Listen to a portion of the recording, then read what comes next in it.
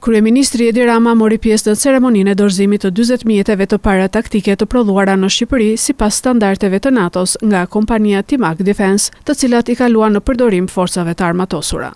Gjatë fjalës së tij, kreu i qeverisë deklaroi se objektivi i qeverisë është që brenda vitit 2028 forcat e armatosura të pajisen me të gjithë kapacitetin e nevojshëm ushtarak. Sot ajo çka ishte në vizion dhe në strategjinë e shkruar është e prekshme me sy, flota e prodhuar në Shqipëri për forcat tona të armatosura, e prodhuar sipas standardeve të NATO-s, e prodhuar nga profesionist shqiptar, sapo ka nisur të vijë në dispozicion të ushtrisë shqiptare.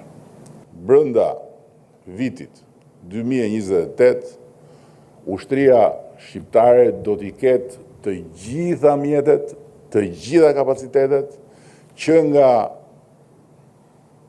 makina më e lehtë deri tek armët më të sofistikuara.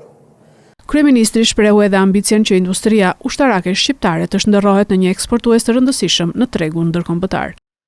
Kemi marrëveshje me kolos të industrisë ushtarake dhe mos u çuditni kur një ditë të vim përsëri këtu dhe të ekspozojmë gjëra të prodhuara këtu, të cilat do t'ja japim edhe ushtrisë më të madhe të botës, ushtrisë amerikane.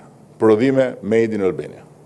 Parafiluroni një ushtar të Shtetet Bashkuara me një prodhim made in Albania në kompleksin e pajisjeve të tij. Kush do ta kishte imagjinuar sikur t'ja u thoshin deri jo shumë vite më parë? Askush.